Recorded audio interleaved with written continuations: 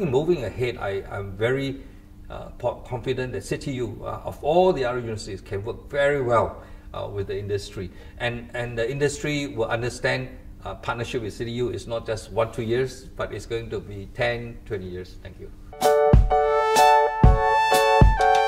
喺睇片之前，大家記得分享、讚好同訂閱灼見名家，最緊要撳埋呢個鐘仔，咁你就唔會錯過我哋嘅最新影片。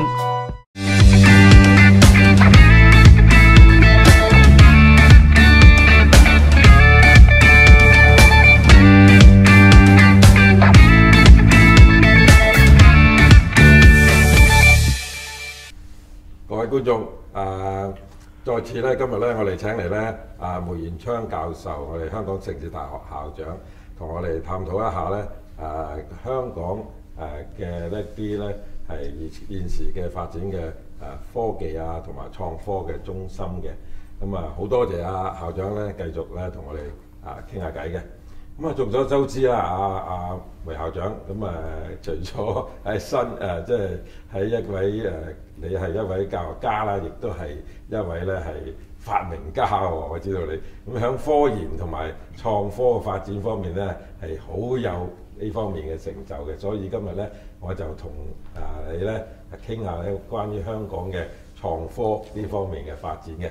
咁梅教授，咁創科咧喺香港發展嘅係一個重要嘅一環嚟嘅。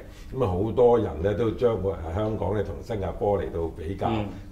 你可唔可以咧先同我哋觀眾分享一下咧新加坡嘅創科嘅發展同生態系統咧係點嘅咧嚇？咁有咩地方同香港可以咧向新加坡學習？精益求精咧，有冇一啲嘢咧？香港反而又比新加坡或者新加坡有優勢，做得更加好嘅咧？當然有啦，當然有。各位好。Let me begin by not just comparing Singapore and Hong Kong. That's what journalists would love to do. Let me start talking about 3 S's. 第一 Silicon Valley， 第二深圳。第三新加坡。Silicon Valley is very unique. In case you don't know, even United States could not duplicate Silicon Valley within United States. It's unique because it was a happy accident. Stanford University started in that place of the country in California, and as you know, several universities started because the person who donated was a bit disappointed somewhere else and then decided to come this part of the world to start it. Having started at Stanford University, then uniquely became the center, the catalyst of an amazing run of technology, to the extent that it spread from there, of course, further up north and in Berkeley and further down south. So what is happening there is that the university becomes the birthplace of many technology, which in turn draw very talented people, which then in a virtuous cycle attracted even more talented professors with that uniqueness that they want to not just do basic research, but they want to do research that has economic impact. I think that's the history of Stanford. They have many Nobel Prize winners, but they have even more successful unicorn startups. Shenzhen is different. Shenzhen basically is a place where the country decided that it should produce really good products, cheap and good. Now, if I draw a line from Hangzhou westwards, more or less, the better universities in China are north of this line. In the south are all the big industries, the deep tech companies of China. In this case, the talent and the companies didn't go up north to the universities. It is the universities that come down south to Dawanqi. This is an interesting case where, in the case of Shenzhen, technology was moving so fast that the university could not catch up. And so what they had to do was to come down to the south and explore technologies and help them. this is a very important lesson because universities might last a long time, but if they move slowly, they will miss out on the changes in technology because the life cycle of technology is really moving shorter and shorter. If it takes 20, 30 years, you have the leisure of doing research for 10 years and then start developing. If technology changes every 5 years, 你點搞啊？係咪？ You have to find a way, a different way of approach. Singapore is the third example. It was a government-led example. The government was very focused on creating new industry of high value. And they felt that's the right way to do this is to empower the universities, especially the two main ones, to resource them to do great research and thereby attract talent. But what happened, if I can say so, was that it was like a two-step dance. First, do great research. Then after that, ask the question, what do we do with these results? It is not easy. Having an answer looking for a problem is never, ever easy. For me, in Singapore, I've been always trying to encourage people not to start it this way, but to start concurrently. As you do research, you must be fully aware what are the impact economically things that you are going to do. So let's come back to Hong Kong. I don't think Hong Kong has the time to first start facilities, then attract talent, and then finally look around for problems to solve. In CityU, what I aim to do is to do everything together at one time. You need to do great research, but you need to do great research with the end point in view. An end point is not just to write great journal papers. There's nothing wrong with that. Professors like to do that. But to do great research with a product in mind. So I'm coming up with new programs. One of them is Master of Science in Venture Creation. The other is PhD by Innovation. It both have to be world class. You cannot not be world class, otherwise it's not worth doing. But you produce a thesis that is basically a business proposal, filled with the right kind of technology, filled with the how to scale up, how to verify, how to authenticate, filled with this is how you will use this product in a wider way and so on. The whole thing becomes a thesis, all in the same 4 or 5 years that PhD students used to do. Is this possible? We'll find out. But I am very confident that it is. It's not meant for every student. I think that out of 1,000 students, you'd be fortunate to have 100 that's very excited about that. These are the students that the aim in life is not to become another professor. And basically, there's not that many positions anyway. But they want to have excitement of not just becoming their own boss, but to create something out of their knowledge. They don't just want to have a job. They want to create jobs. They want to start something that will multiply 100 people, 1,000 people, making jobs for them. I think this is the way to go for Hong Kong because you don't have the great hinterland to yourself. That's in China. And it will bring very high value. So this is this approach that I'm using for CityU to move deep technology, start deep tech startup. There's no guarantee. Many of them will fail. That's the way that nature is for these companies. But I can assure you, if you don't start enough, you will never get successful ones. Sometimes I compare this like a fish hatchery. I'm not producing big salmon fish, but I'm producing small little salmon fish fry, just like in the Canadian farms. They're very healthy, so they are twice likely to succeed in the wild ocean than the normal ones. Then I release them. It's no longer my problem. At the right time, right place, right investors, right market, they will become big salmons. But I guarantee you, the more fish fry I produce, the more of the big salmon will come back to me as hopefully donors. Thank you. Yeah. 梅教授，咁香港咧都一直咧擁有咧唔錯嘅喺呢個上游嘅科研嘅能力，但喺過去咧喺呢一個中游嘅成果嘅轉化同下游嘅產業咧下游產業化嘅發展咧就相對咧比較弱嘅。咁為咗推動呢個初創嘅企業咧成果嘅轉化咧，特區政府咁繼續咧推出呢個產學研1加呢個計劃之後咧，喺一個最新嘅施政報告裏邊咧，就話咧會將每一所指定嘅大學技術轉移處咧嘅一個資助上面咧上限咧就增加1倍至到1600萬咁多喎。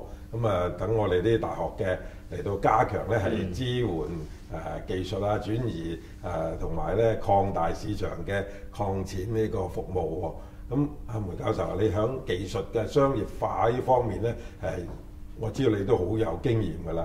咁你認為咧資助夠唔夠咧？除咗咧資助香港做轉化最欠缺嘅係乜嘢咧？有啲乜嘢對策可以改善咧？我哋一直都認為咧係要加強響香港嘅發展中試轉化呢方面嘅。你認為有冇咩幫助咧？錢咧永遠都係唔夠㗎。不過多啲錢，多啲機會，多啲能力性。Big cities, and Hong Kong is one of them. I can tell you that doing research is not cheap, not at all. I can tell you that running a university, the budget that we have, on the average, is like a huge listed company. If we were to list ourselves, we might even be in the top 10. But it is something you cannot afford not to do. Because if you don't, you will fall behind many other cities in the stacking order, and your people will suffer. It's a long-term investment, it's a necessary investment, but I can tell you that when done it correctly, you will have multiples. You will in a long time in the future get back a whole lot more for your society, not just for this generation, but for the next few generations. Again, I come back to Switzerland. Switzerland spent a lot of money to build excellent educational research infrastructure. And see what has happened to that country. Just go on continuously, steadily. It is very enviable. So when it comes to Hong Kong universities, we are very thankful. I think that we are in a much better financial situation than other universities. 坦白講啦，我睇其他個大學喺某嘅地方咧，佢都係唔夠錢㗎。不過睇佢城大其他嘅唔錯。So I looked at the profit and loss statement and the cash flow and so on before I chose Hong Kong University, right? 冇錢冇得傾啊！所以你選擇嚟香港城大咧？係啦。I mean, I think the universities in Singapore and Hong Kong are very good. Hong Kong in particular, you ask me what is distinctive of Hong Kong. I cannot believe how wonderful the donors in Hong Kong are with respect to universities. Yes. I fall off my chair seeing how they greatly appreciate university. For me, it's overwhelming as a president. I don't. Singapore has so much to learn in this warm-heartedness, of donors to give for education. They do, but not in the skill and enthusiasm level that Hong Kong has. So that's our distinctive advantage. I think for CDU, though, I as a president am responsible. This is public money, so we cannot just spend and try our luck. There must be a method to systematically work so that better students will come to attract even better students. It's the same for professors. We get top students, get top professors, and they in turn will attract more. How long do we take to produce this virtuous cycle? It's not going to be 2-3 years, but I can tell you that you don't have 20 years. So in NTU, 7 years, I did that relentlessly. And we succeeded. So it's an encouragement to you. What I'm saying is that it can be done in Singapore, it can be done in Hong Kong, probably faster here than there. I'm very optimistic. So maybe we will have this same conversation 3-4 years from now, and we will see what happens. 要推動呢個創科，我相信咧，大家都會同意咧，產學研呢3個方面嘅合作咧係非常之重要。咁但係咧，實際合作嘅時候，我哋作為咧廠商好多時咧都覺得咧同科研嘅部門嘅溝通咧係未必係好暢順嘅，因為咧我哋係用家唔係專家，係導致到咧大學嘅研究啊出嚟嘅嘢咧，好多時咧係未必係切合到企業啊或者係市場嘅需要喎。咁啊令到我哋咧係唔能夠利用好本地嘅科研去改善技術。咁你覺得有乜嘢方法去改善呢個嘅情況咧？譬如啦，我哋廠商會就係提議咧，學術界啊、科研界啊，做多啲外展，派員咧到企業咧嚟到親身了解同埋觀察佢哋嘅需要，幫助佢哋去解決一啲關鍵技術嘅問題。你覺得可唔可行嘅咧？而係呢個科研界嘅角度咧？業界又可以點樣去加強同你哋嘅溝通啊，去一齊合作啊？商會可以喺呢個當中嘅角色係擔任啲咩角色咧？你覺得 This is a really very important question. Fortunately, it's not for the first time. It's not being asked for the first time. We have experiences in Europe and United States. Yes. I think in the United States, they have built up a certain culture where industries have learned to work with the universities in a way that is fairly smooth and transferable. I think it's something that the Asian countries have yet to learn. Industries, on the one hand, cannot just come to the university and say, I want this, I want that, and then say that, wow, this is not working, find me something that works. And then when it works, this is 10 times the cost, there's no way I'm going to do it. All these issues comes up. There need to be a persistence and patient process. Industries here must understand you're not just looking for one thing. You're looking for a process that will help you day in, day out in the next 10, 20 years. It's worth looking for this process. For the university, we must learn, like I said, to have research that is demand-driven. Some people say, researchers want to do basic research versus applied research, and applied research is second class, basic research is the best. In Asian context, I don't think this is important. This, to me, is a Western concept. Asians are very pragmatic. There is applied research, and there is yet to be applied research. We are always thinking of ways to become better economically. I think what is important is for industries to understand, you know what you want. It may not be what you finally get and what you finally want. 比如啦，我問你 in 10 years' time, do you know what are the products that is going to change this world? You know what your problem is now, but we are talking about a shift in industry that is 5, 10 years. You may not, but actually scientists knows it better. So you need to be a bit patient.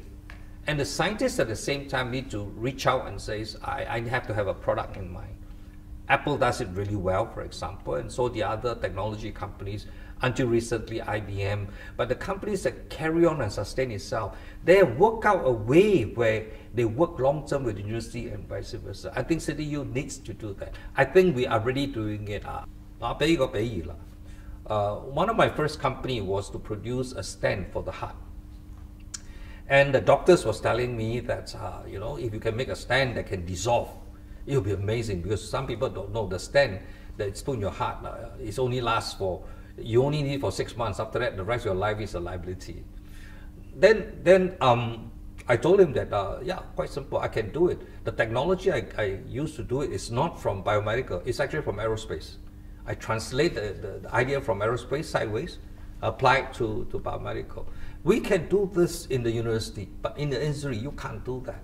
So this is one example where you can have a solution that you didn't realize exists. So I think moving ahead, I'm very confident that CityU, of all the other universities, can work very well with the industry. And the industry will understand partnership with CityU is not just 1, 2 years, but it's going to be 10, 20 years. Thank you. 梅校長咧，我想問下你咧，即係喺人才咧係推動咧我哋創科發展嘅一個關鍵嚟嘅，但係咧香港嘅教育喺過去咧幾年咧都並唔重視呢個科學方面嘅一啲教育。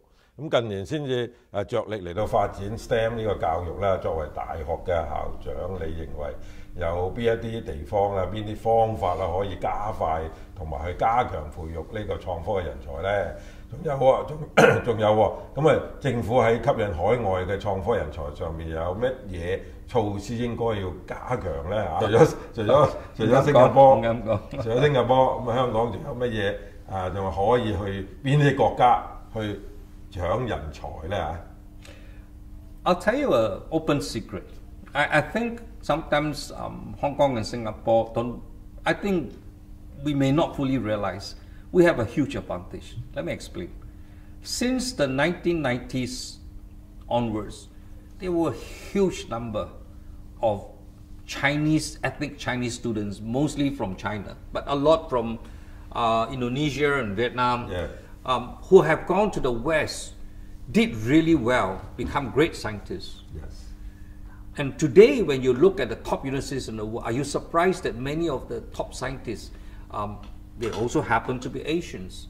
So there is an emotional draw back to this part of the world, especially if they find that in certain countries, they might feel a little bit more threatened, they might feel a little bit uneasy, they want children to be in a safer environment, they then also understand that the children can be raised in a more Confucianistic Asian environment with the best Western education. Where can you find them? 兩個地方，新加坡、香港。When they reach a certain age, the parents in the mainland or somewhere else, they want to be nearer. So these are many emotional appeal. So I can tell you with some confidence that right now, as it is, I'm attracting many great talent from the Ivy Leagues from Europe. They happen to be more Asian than otherwise. It's fine. Out of every 4 people in the world, 1 is a Chinese. You can't help it. But they will come and they will consider. The biggest problem some people think in Hong Kong is space. I keep telling my professors, having space is not doing research. Don't confuse the two. There are some really great universities that have no space, hardly any space. They do world-class research. Imperial College, University of London, UCL. The best example is Caltech. It's a very small university, but everything they do the best in the world. So we don't want volume. We don't want space. Of course, if you give me space, I'll take it. But my main aim is people, talent. Find talent, and your space problem will be resolved somewhat easier. And I'm very optimistic that this part of the world, we can attract good talent. We have a lot of assets. And if you ask me to compare Hong Kong and Singapore, I'll tell you one thing that Singapore will never have that Hong Kong has. All your lovely walks, all your mountains, all your greens, you know. Oh, so nice, you know, 行山啊！新加坡成日一架山行嘅咋。香港有十幾個，風景又咁靚，天氣又咁好，冇得比啦。咁好啦，咁再次咧多謝阿梅教授一連兩集帶我哋咧從喺個學術界科研界嘅角度咧一窺咧香港嘅創科嘅現況同埋未來嘅發展，尤其喺而家嘅香港嘅創科嘅需要政產學研呢個4個界別嘅共同努力。我哋時間夠啦，拜拜。